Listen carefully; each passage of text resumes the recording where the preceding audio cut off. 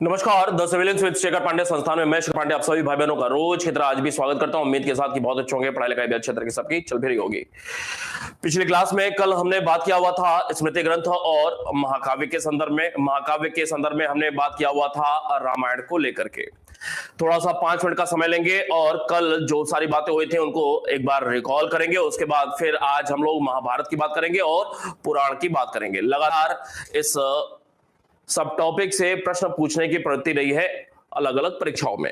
कल स्मृति ग्रंथ के अंतर्गत हमने बात किया हुआ था कि जो स्मृति ग्रंथ हैं वो विधि विषयक ग्रंथ के तौर पे जाने जाते हैं। विधि विषयक इस वजह से क्योंकि तमाम सारे प्राचीन काल के अंतर्गत जो भी सामाजिक, राजनीतिक, आर्थिक, धार्मिक आदि आदि विषय रहे हैं उन पर कानून बनाने का कार्य स्मृति ग्रंथों में ही किया गया है।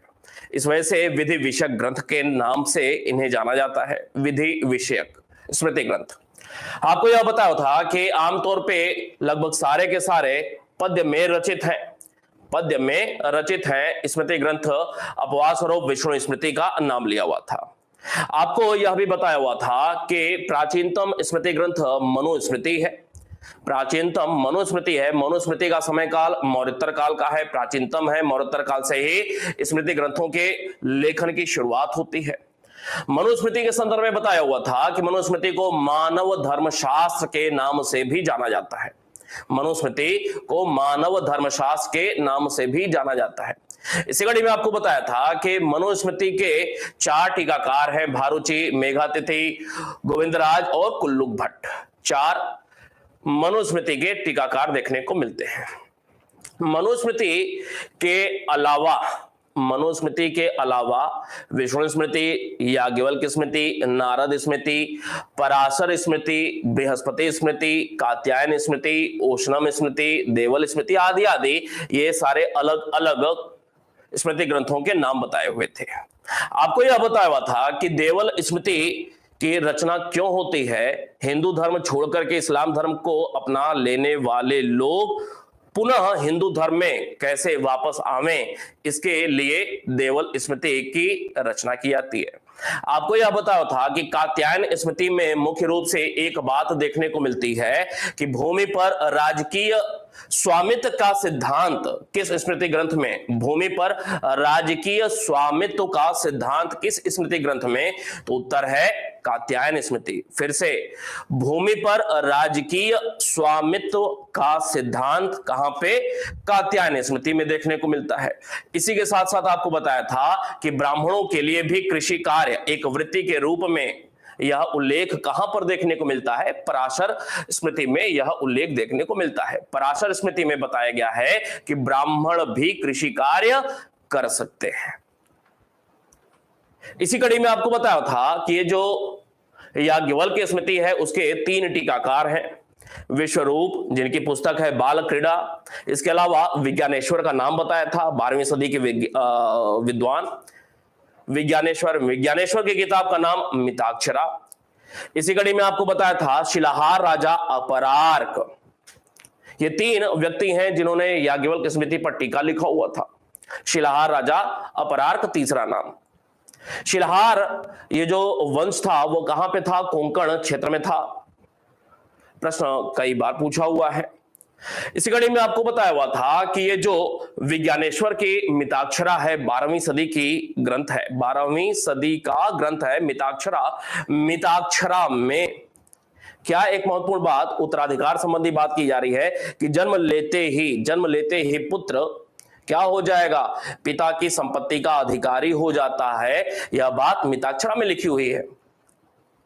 जबकि जीमूत वाहन की एक किताब दाएं भाग में कहा गया है कि पिता की मृत्यु के बाद ही पुत्र पिता की संपत्ति का अधिकारी होगा।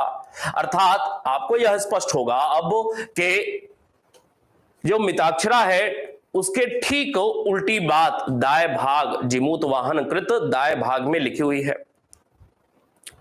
मिताक्षरा हो चाहे दाएं भाग हो, ये दोनों हिंदू उत्तराधिकार से संबंधित पुस्तकें हैं। हिंदू उत्तराधिकार से संबंधित ये दोनों पुस्तकें हैं। जीमूत वाहन ने न सिर्फ दाय भाग की रचना की है बल्कि व्यवहार मातृका नामक पुस्तक की भी रचना की है।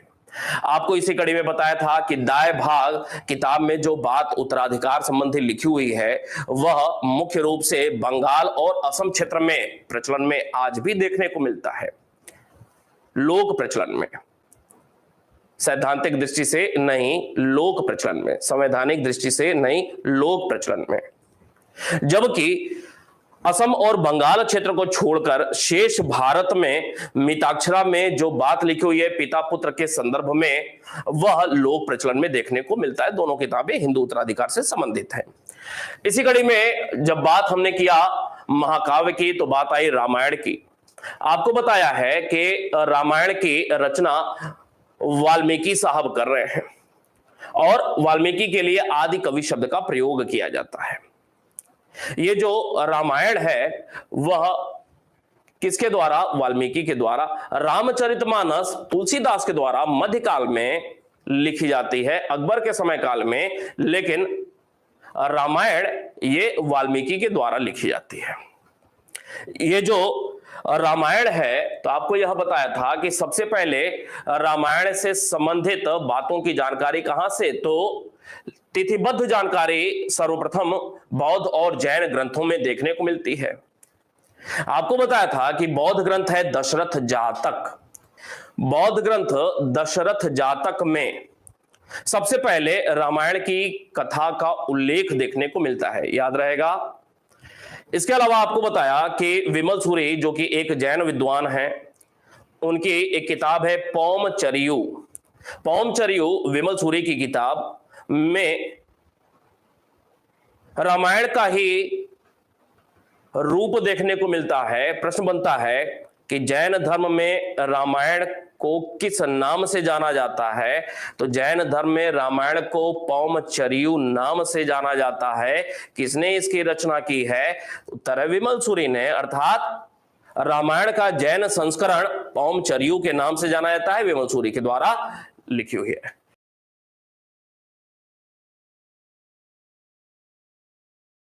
आपको बताया हुआ था कि आरंभ में कुल 6000 श्लोक थे। वर्तमान की बात देखा जाए तो कुल 24,000 श्लोक देखने को मिलते हैं। रामायण में आरंभ में 6000 जबकि वर्तमान में कुल 24,000 श्लोक देखने को मिलते हैं। वर्तमान में आपको यह भी बताया हुआ था कि ये जो वर्तमान में 24,000 श्लोक हैं, ये 24,000 श्लोक फाइनली कब अपने अस्तित्व में आ गए थे? तो आपको स्पष्ट होगा कि गुप्त काल में रामायण और महाभारत का, याद रखेंगे, गुप्त काल में रामायण और महाभारत का अंतिम रूप से संकलन किया गया था। अर्थात गुप्त काल में जो फाइनल टच दे दिया गया उसके बाद आज तक कोई भी संशोधन उसमें नहीं किया गया था। अर्थात जो वर्तमान स्वरूप है, श्लोकों की संख्या है, उसका अंतिम निर्णयन गुप्त काल तक हो चुका था। आपको यह भी बताया हुआ था कि ये जो रामायण है वो 7 कांड में बटा हुआ है। बाल कांड, अयोध्या कांड, अरण्य, किष्किंधा, सुंदर कांड और लंका या युद्ध कांड, उत्तर कांड।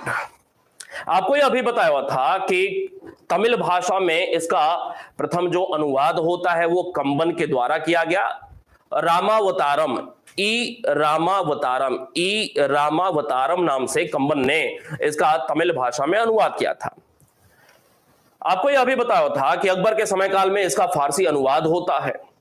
अब्दुल कादिर बदायूनी के द्वारा इसका फारसी भाषा में अनुवाद किया गया, जबकि शाहजहां के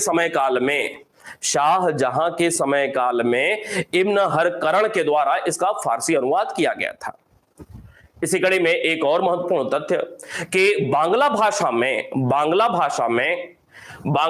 में रामायण का जो अनुवाद हो रहा है, शायद ये कल बात नहीं हो पाई थी, बांग्ला भाषा में जो अनुवाद हो रहा है, नोट कर लेंगे इसको अलग से, बांग्ला भाषा में अनुवाद जो हो रहा है रामायण का, यह कौन कर रहा है? कृतिवास कर रहे हैं। कृतिवास के द्वारा बांग्ला भाषा में रामायण का अनुवाद किया गया और बांग्ला भाषा में जो ये अनुवाद किया गया रामायण का कृतिवास के द्वारा, तो बंगाल की बाइबिल किसे कहा जाता है? तो यह जो अनुवाद कृतिवास के द्वारा किया गया, इसी को बंगाल की बाइबिल अर्थात रामायण, जो कि बांग्ला भाषा में कृतिवास द्वारा रचित है, उसको बंगाल की बाइबिल के तौर पे जाना जाता है। कृतिवास, ये जो कृतिवास है, इनके संदर्भ में इतिहास में हम पढ़ेंगे आने वाले दिनों में। फिलहाल एक तथ्य याद कर ले कि यह किसके दरबारी थे, किसके समय काल के विद्वान थे? तो बंगाल में जो शासक थे, बंगाली शासक, बंगाल के शासक बारबक शाह के, किसके? बारबक शाह के, बारबक शाह के समय काल के यह विद्वान थे, याद रहेगा, बारबक शाह के।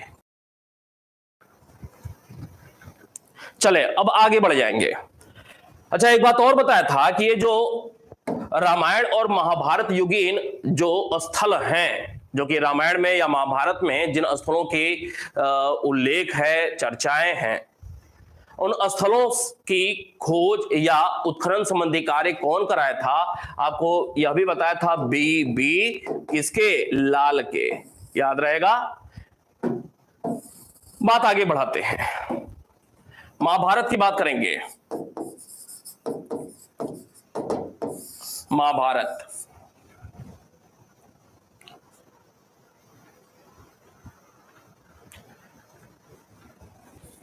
चले ध्यान देंगे। पहली महत्वपूर्ण बात कि जो महाभारत है यह संस्कृत में ही लिखा गया है। किसके द्वारा लिखा गया है? तो भाई यह वेद व्यास की रचना माना जाता है। नहीं, वेद व्यास की रचना माना जाता है। ये जो महाभारत है, इसमें किसकी कहानी बताई गई है? तो भाई आपको याद होगा, भरत कबीला, जो कि वैदिक काल का कबीला था, सबसे महत्वपूर्ण वैदिक कालीन कबीला भरत कबीला। भरत कबीला के वंशजों की कहानी देखने को मिलती है। भरत कबीला के वंशजों की कहानी देखने को मिलती है। आमतौर पे लोग ये समझते हैं कि शकुंतला दुष्यंत वाले जो बेटे थे भरत, उनका उल्लेख जरूर है, महाभारत किताब में उनका उल्लेख जरूर है, लेकिन उनकी कहानी इस महाभारत का आधार नहीं है। भरत कबीले के वंशजों की, पूर्वज का मतलब पीछे के लोग जो निपट गए, वंशज का मतलब आने वाले लोग। तो भरत कबीला के आने वाली जो पीढ़ियां रही हैं, उनकी कहानी यहां पर देखने को मिलती है। अगली महत्वपूर्ण बात, आरंभ में महाभारत का नाम जो था, नाम आरंभ में वो नाम क्या था? तो भाई इसका नाम था जय संहिता। यह भी प्रश्न पूछा हुआ है। कब था यह जय संहिता नाम? जब आरंभ में इसमें 8800 मात्र श्लोक थे, तब इसको क्या कहा जाता था? जय संहिता के नाम से जाना जाता था। वर्तमान की अगर बात किया जाए तो वर्तमान में इसमें कितने श्लोक हैं? तो 1,00,000 श्लोक हैं। कितने? 1,00,000 श्लोक हैं, और इसको महाभारत नाम दिया गया। फिर जय संहिता अब महाभारत हो गया जब 1,00,000 श्लोक हैं। और जब 1,00,000 श्लोक हैं तो न सिर्फ महाभारत, बल्कि इसको शत सहस्र संहिता के नाम से भी जाना जाता है। शत सहस्र संहिता भी इसको कहा है। शत का मतलब 100, सहस्र का मतलब 1000। शत सहस्र संहिता के नाम से भी इसको जाना जाता है। अगली महत्वपूर्ण बात कि ये जो महाभारत है, तो महाभारत में कुछ पर्वों के चर्चा देखने को मिलती है। यह कुल कितने पर्व में बटा हुआ है? 18 पर्वों में बटा हुआ है। 18 पर्वों में। ये 18 पर्वों में ही क्यों बटा हुआ है? इसके पीछे कारण यह है कि ये जो महाभारत का जो ये युद्ध था ना, वह कुल युद्ध 18 दिन चला हुआ था। युद्ध 18 दिन चला था, इस वजह से यह 18 दिन 18 पर्व में विभाजित है। महाभारत के युद्ध की बात हो रही है तो यहीं पे एक विद्वान का नाम आ जाता है, जिनका नाम है पॉर्जीटर। युद्ध की बात हो रही है तो नाम आता है पॉरजीटर साहब का। नाम सुना है पहले, पॉरजीटर। पॉरजीटर साहब अपने रिसर्च के आधार पे यह कहते हैं कि ये जो कौरव और पांडव का युद्ध हुआ था ना, कौरव एंड पांडवों का जो यह युद्ध हुआ था, पांडव का युद्ध, ये डेट बता रहे हैं, डेट मतलब वर्ष बता रहे हैं मोटे तौर पे कि 950 ईसा पूर्व में हुआ था। कौन यह बात बता रहा है? पॉरजीटर साहब यह तथ्य प्रस्तुत कर रहे हैं। पॉरजीटर साहब कह रहे हैं कि पांडव और कौरव में युद्ध हुआ था, अर्थात ये जो महाभारत है ना वो पौराणिक बात नहीं है, उसकी ऐतिहासिकता को पुष्ट करने का, उसकी ऐतिहासिकता संदिग्ध नहीं है, बल्कि यह ऐतिहासिक घटना हुई है। इस बात को पुष्ट करने का कार्य कौन कर रहे हैं? पॉरजीटर साहब कर रहे हैं। अपने रिसर्च के आधार पर यह बताने का प्रयास कर रहे हैं कि यह वास्तविक युद्ध हुआ था। कब हुआ था? 950 ईसा पूर्व में हुआ था। 950 ईसा पूर्व कहने का मतलब क्या? लगभग उत्तर वैदिक काल का आरंभ। उत्तर वैदिक काल का आरंभ यही है ना भाई, उत्तर वैदिक काल की शुरुआत हो रही है कब? 1000 ईसा पूर्व में। तो उत्तर वैदिक काल के आरंभ में यह युद्ध हुआ था। पॉरजीटर साहब कह रहे हैं यह वास्तविक घटना थी, कोई किंवदंती नहीं है, कोई अनुश्रुति नहीं, कोई पौराणिक बात नहीं है। इसी कड़ी में रामायण ये जो है ना, अगली महत्वपूर्ण बात, रामायण ये महाभारत जो है, महाभारत में कुछ खास बातों का उल्लेख देखने को मिलता है। महाभारत में कुछ खास बातों का उल्लेख देखने को मिलता है, निश्चित रूप से आपको जानकारी नहीं है। पहला, इसमें बताया गया है, महाभारत जो किताब है इसमें 36, नोट करेंगे, 36 अमात्य मतलब मंत्री, अमात्यों की परिषद का उल्लेख किया गया है। कितने? बड़ी परीक्षाओं के लिए बड़े महत्वपूर्ण ये सारे तथ्य हैं, याद रखना है। 36 अमात्यों की परिषद का उल्लेख महाभारत में देखने को मिलता है। इसी कड़ी में एक दूसरा महत्वपूर्ण तथ्य कि इसमें कुल महाभारत में कुल कितने जनपदों का उल्लेख मिलता है? तो इसमें 250 जनपदों का उल्लेख देखने को मिलता है। जनपदों का उल्लेख देखने को मिलता है। ये सब तथ्य हैं, याद करना पड़ेगा। तीसरी महत्वपूर्ण बात कि इस महाभारत में ही, महाभारत पुस्तक में ही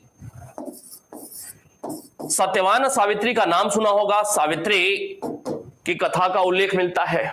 शकुंतला दुष्यंत भरत का नाम सुना हो, शकुंतला की कहानी का उल्लेख मिलता है।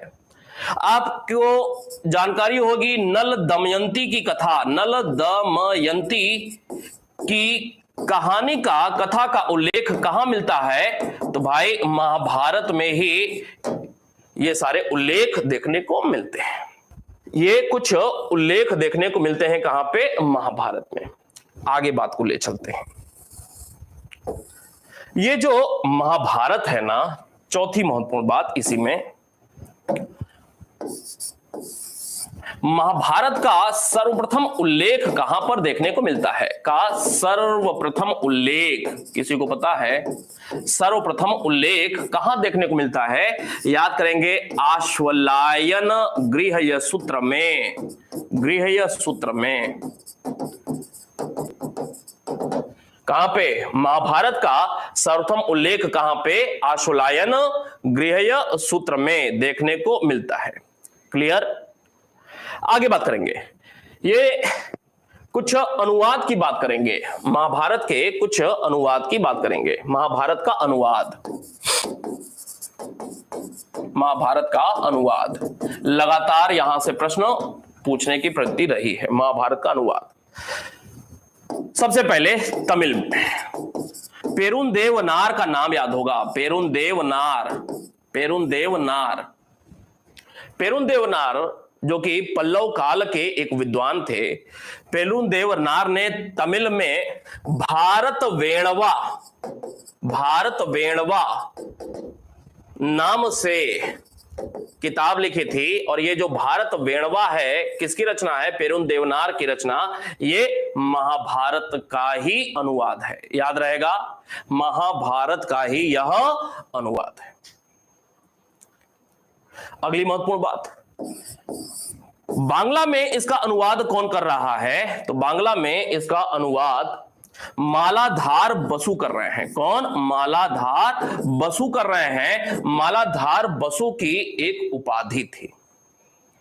मालाधार बसु की जो उपाधि थी वो गुणराज खान की उपाधि थी। गुणराज खां की उपाधि किसकी थी? तो गुणराज खां की उपाधि मालाधार बसु की थी। बांग्ला भाषा में मालाधार बसु ने महाभारत का अनुवाद किया।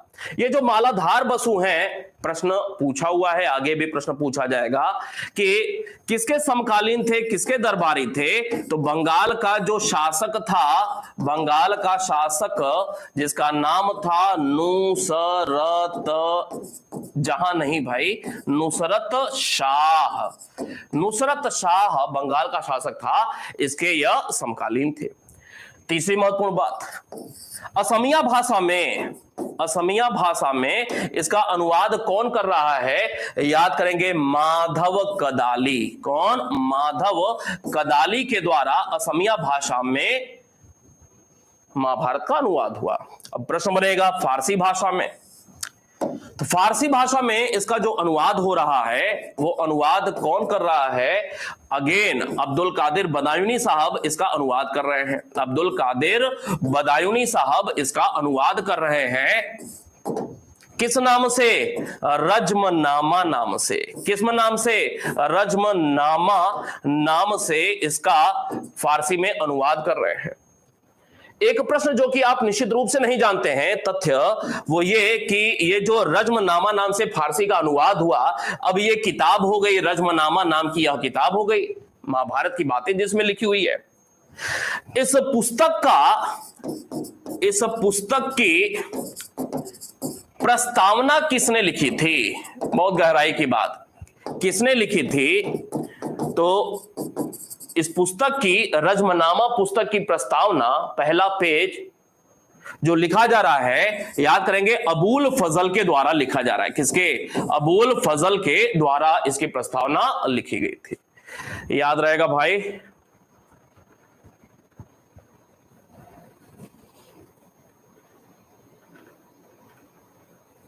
चले, पांचवी बात, इसका जो तेलुगु भाषा में अनुवाद हो रहा है, तेलुगु भाषा में जो अनुवाद हो रहा है, तो तेलुगु साहित्य कौन कर रहा है इसका अनुवाद तेलुगु में? नन्नय्या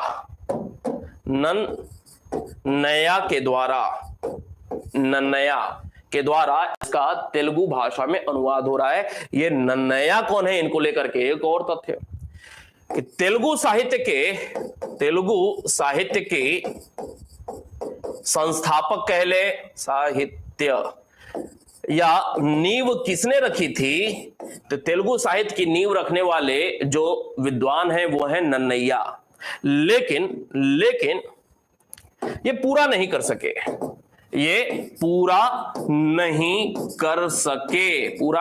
सके। ठीक वैसे ही जैसे दसवंत बसावन का नाम आपको याद होगा कि दसवंत पागल हो गया था और बसावन ने वह काम पूरा किया था। नहीं, चित्रित पांडुलिपि तैयार हो रही थी, रज्मनामा वाली ही चित्रित पांडुलिपि तैयार हुई थी, रज्मनामा वाली अर्थात महाभारत वाली। कुछ वैसा ही नन्नय्या के साथ भी हुआ। तो एक बड़ी खास बात जुड़ जाती है और सुनकर के बड़ा ही मजा आएगा आपको महाभारत के संदर्भ में। पूरा नहीं कर सके, क्यों? क्योंकि भाई साहब पगला गए, पागल हो गए। प्रश्न बनता है कि पूरा कौन किया? तो पूरा किया, यह कार्य पूरा किया तिकन्ना ने। किसने? तिकन्ना ने। याद रहेगा। ठीक वैसी ही कुछ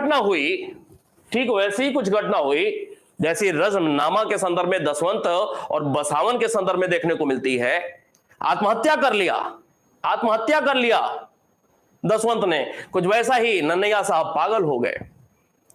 तो एक बहुत ही महत्वपूर्ण किंवदंती है, क्या? कि नोट, महाभारत के संदर्भ में एक कहावत है। महाभारत के संदर्भ में कहावत है। क्या कहावत है? यह कि इसे कभी भी एक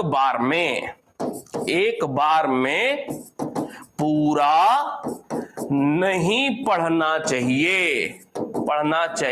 क्यों नहीं पढ़ना चाहिए? क्योंकि अगर ऐसा करेंगे ना तो रोग, व्याधि, बीमारी से ग्रसित हो जाएंगे। तो ये कुछ इंटरेस्टिंग बातें, काम की बातें बताई। अब ये जो 18 पर्व हैं, महाभारत के 18 पर्व में 2-3 काम की बातें अलग से। सबसे बड़ा जो पर्व है, सबसे बड़ा, शिवानी जी ने जल्दीबाजी में लिखा, सबसे बड़ा कौन सा पर्व है? तो सबसे बड़ा है शांति पर्व। एक अन्य महत्वपूर्ण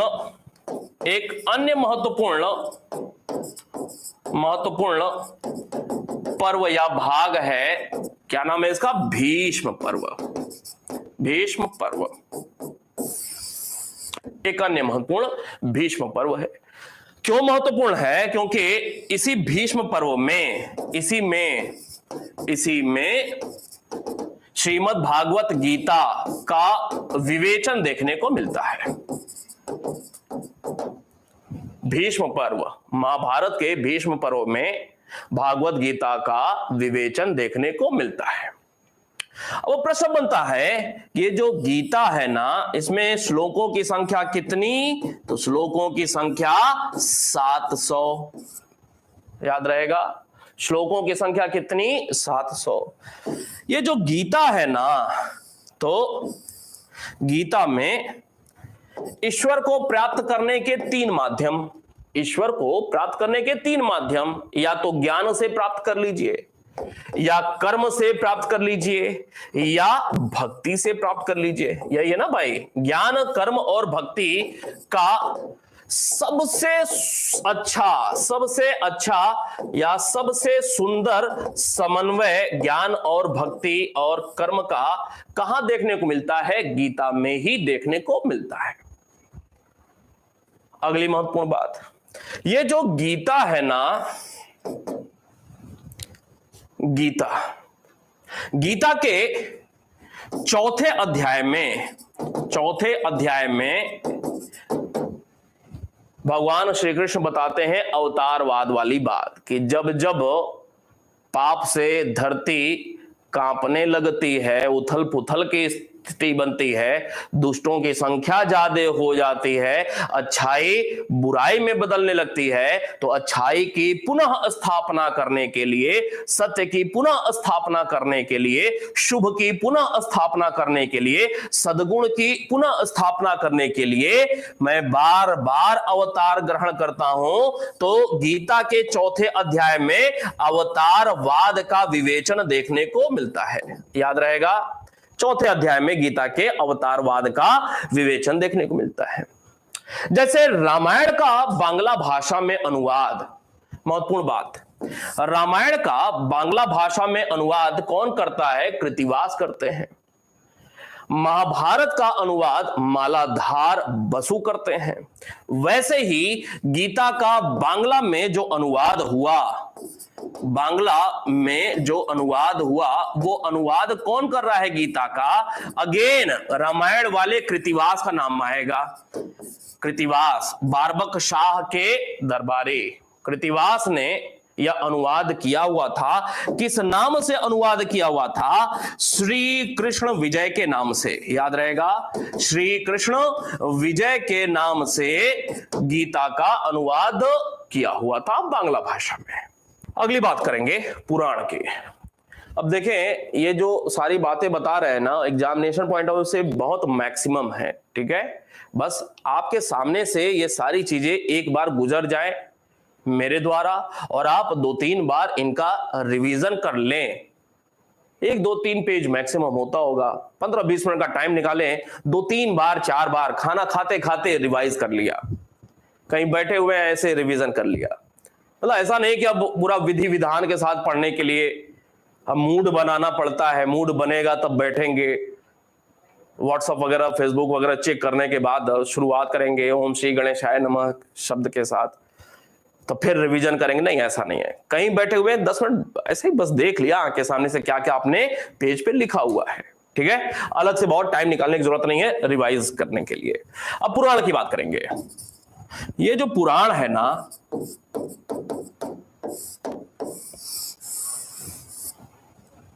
पहली बात प्रश्न पूछा हुआ है,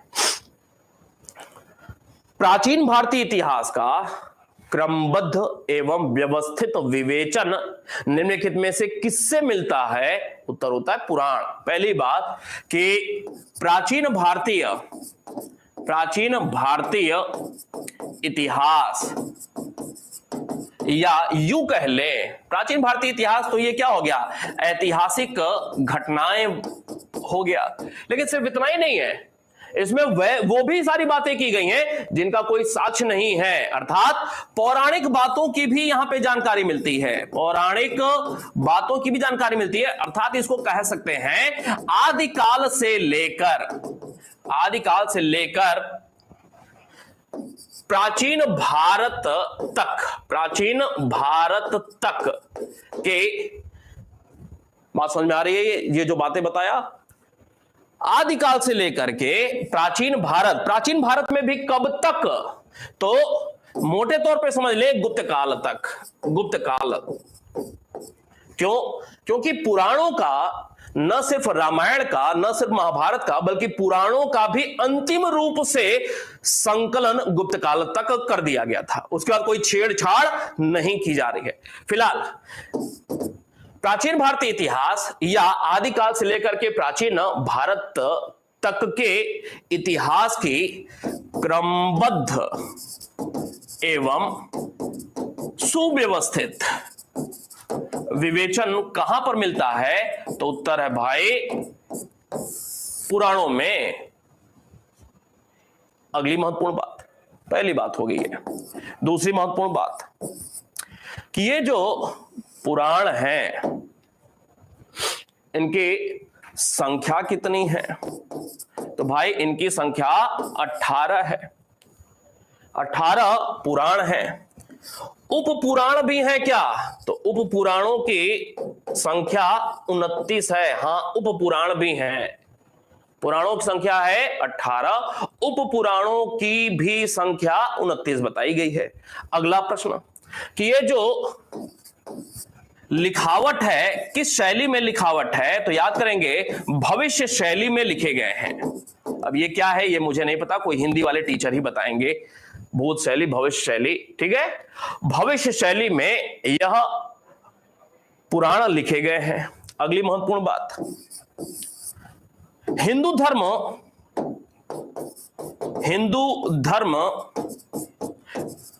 का स्पष्ट विवेचन कहां पे मिलता है? तो हिंदू धर्म संबंधी स्पष्ट विवेचन पुराणों से ही मिलता है। अर्थात हिंदू धर्म के संदर्भ में, विवेचना के संदर्भ में जो आज हम हिंदू धर्म जीवन पद्धति अपनाए हुए हैं अनुशासनबद्ध तरीके से, वेदों से भी ज्यादा महत्वपूर्ण पुराण हो जाते हैं। वेदों से भी ज्यादा महत्वपूर्ण पुराण हो जाते हैं हमारे हिंदू जीवन पद्धति के लिए।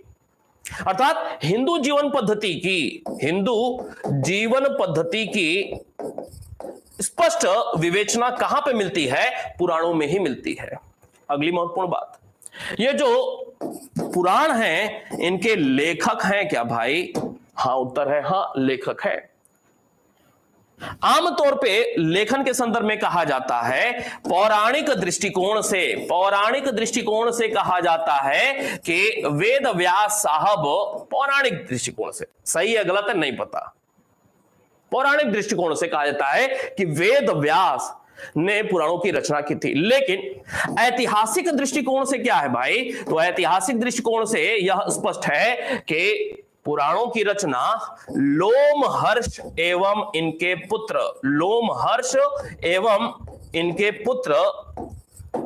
पुत्र क्या नाम है? उग्र श्रवा ने की थी। पेपर में आपको यही वाला पूछा जाता है और आपको यही बताना भी है, याद रहेगा।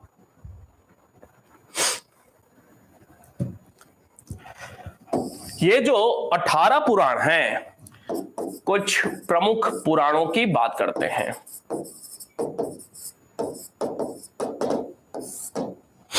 कुछ प्रमुख पुराण। पहला, प्राचीनतम या एवं सर्वाधिक प्रामाणिक पुराण कौन सा है? प्राचीनतम पुराण अर्थात पहला जो पुराण लिखा गया वही सर्वाधिक प्रामाणिक पुराण भी जाना जाता है, के रूप में जाना जाता है। कौन सा है? मत्स्य पुराण। कौन सा? मत्स्य पुराण। मत्स्य पुराण को लेकर के दो बातों की जानकारी है। ये जो मत्स्य पुराण है, इनसे या तो कह ले सातवाहन काल की जानकारी मिलती है, या ये जो सातवाहन वंश है ना, सातवाहन वंश गौतमी पुत्र सातकर्णी वाला, या इसी को कह सकते हैं मौर्योत्तर काल की। सातवाहन वंश का मतलब क्या है? मौर्योत्तर काल। मौर्योत्तर काल की पर्याप्त जानकारी मिलती है। अर्थात कभी यह प्रश्न अगर पूछा गया कि मौर्योत्तर काल की जानकारी के लिए सबसे अच्छा पुराण कौन सा हो सकता है, उत्तर होगा मत्स्य पुराण। दूसरा, विष्णु पुराण। विष्णु पुराण को लेकर के एक महत्वपूर्ण बात परीक्षा पॉइंट ऑफ व्यू से कि भाई अगर मौर्य काल की जानकारी के लिए सबसे ज्यादा सर्वाधिक ऑथेंटिक कौन सा पुराण होगा? उत्तर होगा विष्णु पुराण। तीसरे नंबर पे वायु पुराण। तो वायु पुराण को लेकर के एक महत्वपूर्ण बात कि ये किस समय काल की जानकारी सबसे अच्छे तरीके से देते हैं, तो वायु पुराण गुप्त काल की जानकारी का सबसे प्रामाणिक पुराण माना जाता है गुप्त काल की जानकारी के लिए। एक बड़ा ही महत्वपूर्ण प्रश्न बनता है कि पुराणों के विषय में, पुराणों के महत्ता, इंपॉर्टेंस या महत्व पर सर्वप्रथम किसने ध्यान आकर्षित कराया? किसने ध्यान आकर्षित कराया? विद्वानों का आकर्षित कराया। उत्तर है पॉर्जीटर। याद रहेगा, पॉर्जीटर। पॉर्जीटर ने अपना रिसर्च किया, पुराणों का अध्ययन किया और उसके बाद इन्होंने बताया कि ये तो खजाना है इसमें, पुराणों में भाई, इसमें ऐसी ऐसी बातें लिखी हुई हैं जो कहीं अन्यत्र है ही नहीं। जो अन्यत्र कहीं लिखी हुई बातें हैं, अन्य किताबों में लिखी हुई बातें हैं, वो पुराणों में तो हैं, लेकिन उनके अलावा जो पुराणों में बातें लिखी हैं वो अन्यत्र कहीं देखने को मिलती ही नहीं है। तो खजाना है ज्ञान का और इतिहास की जानकारी का। तो पुराणों के महत्व को आम लोगों के समक्ष रखने में सबसे बड़ी भूमिका किसकी? पॉर्जीटर साहब की। पॉर्जीटर ने 2 किताब लिखी। पॉर्जीटर की 2 पुस्तकें नहीं, याद रखेंगे, प्रश्न बनता है पुस्तकों को लेकर के। एक किताब है एंशिएंट इंडियन हिस्टोरिकल ट्रेडिशंस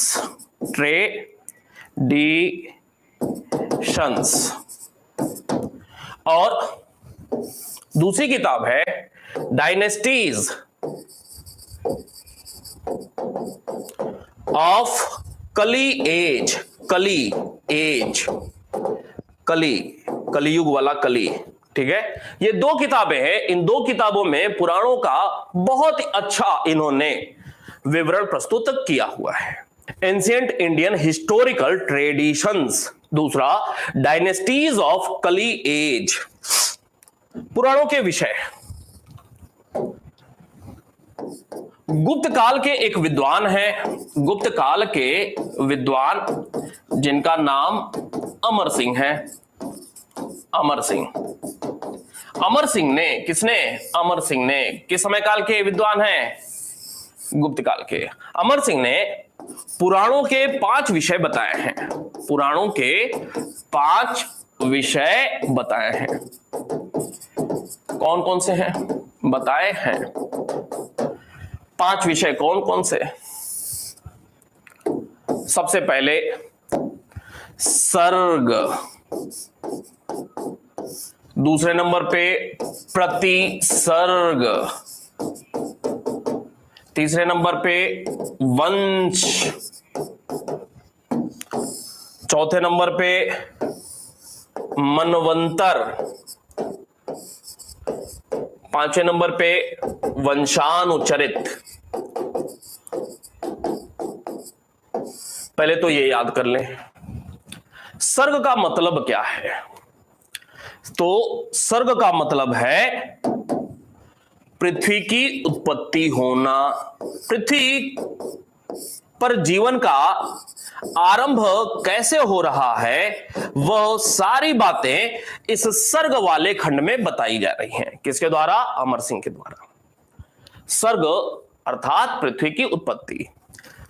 आपको याद होगा जल प्लावन वाली घटना शतपथ ब्राह्मण में है ना, हमने 3-4 दिन पहले देखा हुआ था। शतपथ ब्राह्मण जब पढ़ रहे थे तो उसमें जल प्लावन वाली घटना थी।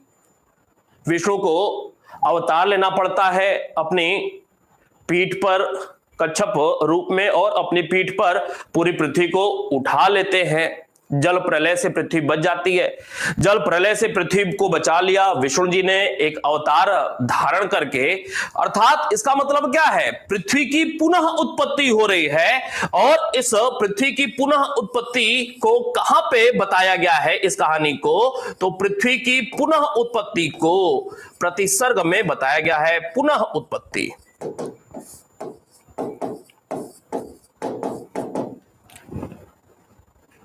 ठीक है। वंश में क्या बताया गया है? विभिन्न देवता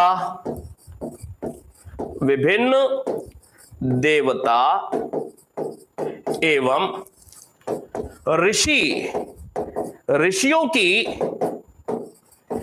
कहानी या उनकी वंशावली कहां पर बताई जा रही है? विभिन्न देवताओं और ऋषियों के विषय में वंश वाले खंड में बात बताई जा रही है। अगली बात, ये जो मनवंतर है, मनवंतर में क्या बताया जा रहा है? तो भाई मनवंतर में कुल कितने युग है? 4 युग है ना। सतयुग, क्यों भाई ये तो याद ही होगा, सतयुग, त्रेता युग, द्वापर युग और कलियुग, बिल्कुल क्रम से है कलियुग। इन 4 युगों के बारे में बताने का प्रयास किया जा रहा है पुराण के इस मनवंतर खंड में। ये जो वंशानुचरित है इसमें क्या बताया जा रहा है? तो वंशानुचरित खंड में विभिन्न राजाओं की वंशावली या फिर कह ले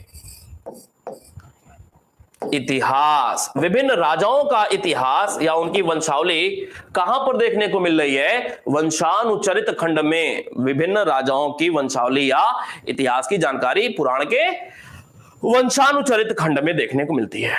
अब एक प्रश्न यहीं पे पूछा भी गया है कि इतिहास जो हम लोग पढ़ते हैं, हम जो इतिहास के विद्यार्थी हैं, तो इतिहास विद्यार्थी के लिए हेतु पुराण का कौन सा खंड भाग सबसे महत्वपूर्ण है? तो इतिहास विद्यार्थी हेतु ये जो वंशानुचरित वाला भाग है ना सर्वाधिक महत्वपूर्ण है, याद रहेगा।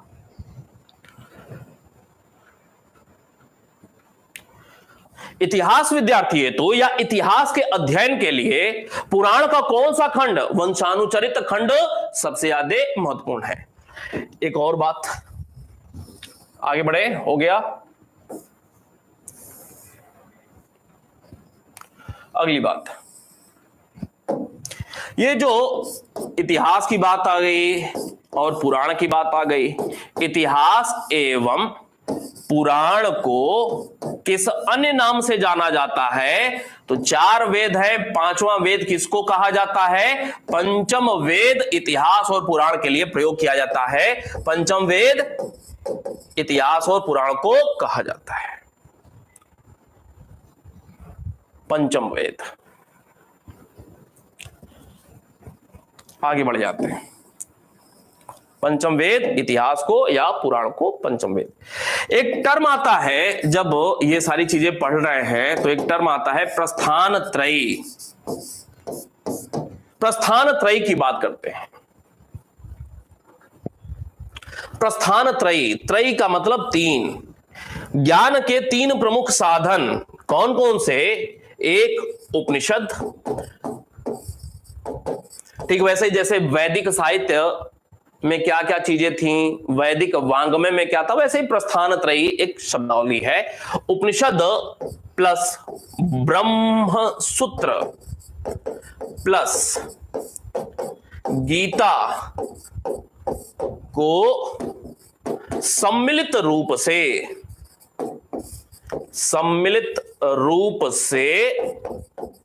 क्या कहा जाता है? प्रस्थान त्रयी कहा जाता है।